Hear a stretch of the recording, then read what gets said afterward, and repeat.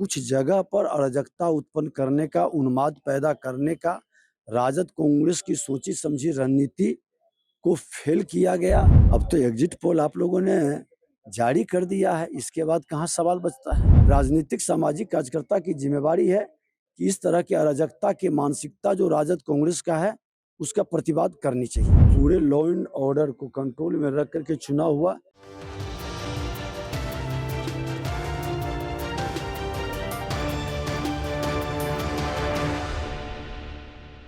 आदाब नमस्कार, मैं हूं सालिक। आप देख रहे हैं मंथन टुडे। पहले चरण और दूसरे चरण दोनों वोटिंग हो चुकी है। उम्मीदवारों की किस्मत ईवीएम में कैद हो चुकी है। ऐसे में किसकी सरकार बनती है और सीएम की कुर्सी पर कौन बैठेगा, एक बड़ा सवालिया निशान है।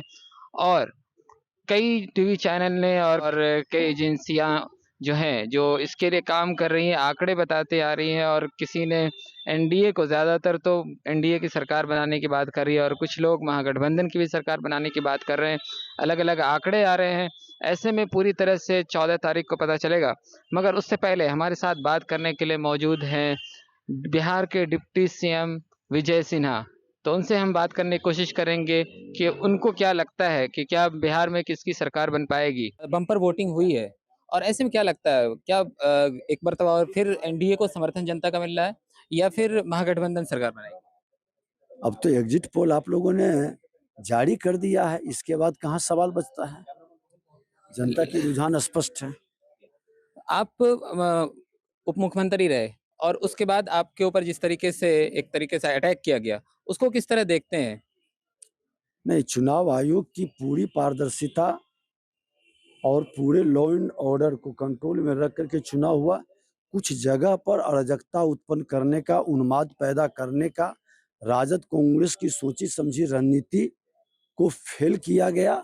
और लोकतंत्र के प्रहरी के नाते हमने दलित, अति पिछड़ा वोटरों को जो रोकने का प्रयास किया, पोलिंग एजेंट को बैठने नहीं दिया, हमने उसका प्रतिवाद किया।